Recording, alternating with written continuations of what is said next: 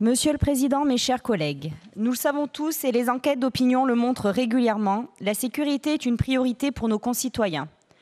La montée des chiffres de la délinquance, des agressions, des incivilités, l'explosion des atteintes aux biens et aux personnes est très préoccupante et illustre malheureusement la faillite du gouvernement actuel. Si l'État n'est plus capable d'assurer la sécurité de tous, il faut suppléer ces insuffisances et saisir toutes les possibilités que la loi nous offre pour agir et répondre aux besoins de sécurité de nos concitoyens. À la région, nous refusons tout fatalisme en la matière. Cela nécessite du courage et de la détermination. Avec Laurent Wauquiez, nous avons les deux. À la région, depuis 2016, nous avons placé la sécurité des habitants d'Auvergne-Rhône-Alpes au cœur de nos priorités. Alors même que la sécurité n'est pas une compétence régionale, nous avons choisi d'en faire une vraie politique publique régionale avec un budget dédié, 300 millions d'euros que nous avons décidé de doubler sur ce mandat. Dans tous les domaines où nous pouvons agir, nous répondons présent. Aux abords des écoles primaires et élémentaires, dans les lycées, dans les transports régionaux, sur l'espace public avec l'aide aux communes et donc demain aux abords des routes nationales dont nous avons la compétence et la responsabilité grâce au bouclier de sécurité. Aujourd'hui, c'est donc avec fierté et responsabilité que je défends deux sujets, la sécurité et la RN 88 en Haute-Loire. En matière de sécurité, nous ne sommes pas de ceux qui tergiversent, hésitent et qui finalement ne font rien pour protéger les habitants.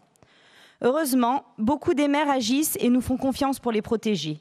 Ils sont de plus en plus nombreux à solliciter la région pour déployer des caméras de vidéoprotection dans leurs communes, rurales comme urbaines, mais aussi installer des centres de supervision urbains et équiper leur police municipale.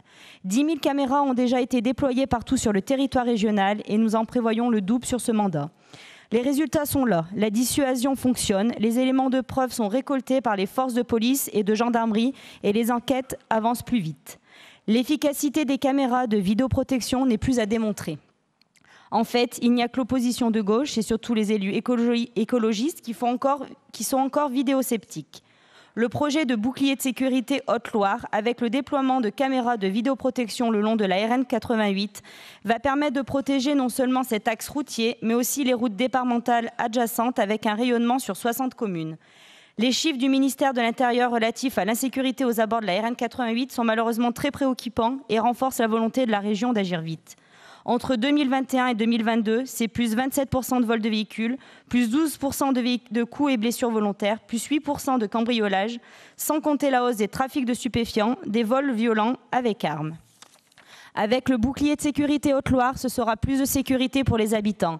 Ce sera moins de délinquance routière et itinérante. Ce sera aussi plus de tranquillité pour préserver la qualité de vie de nos concitoyens. Nous commençons aujourd'hui par la Haute-Loire, mais le bouclier de sécurité a vocation à être dupliqué dans d'autres départements sur des secteurs où un renforcement de la sécurité est jugé nécessaire. Enfin, je souhaite réaffirmer ici notre fierté de soutenir la déviation de la RN 88. Maire de la Chapelle-d'Aurec, commune adjacente de la RN 88, je peux vous témoigner de la dangerosité de cet axe routier et de la nécessité de le sécuriser. Je rappellerai simplement que la RN 88, c'est 20 000 véhicules par jour, un des secteurs les plus accidentogènes de la région. Avec le passage à 2 fois 2 voies, la route sera bien plus sûre. Notre détermination est totale à aller au bout de ce chantier, un des chantiers par ailleurs les plus exemplaires de France sur le plan environnemental.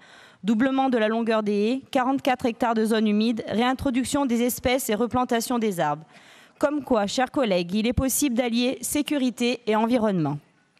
Monsieur le Président, nous sommes fiers de porter ce projet à vos côtés, comme nous sommes fiers de soutenir le bouclier de sécurité que nous allons mettre en place sur les routes nationales.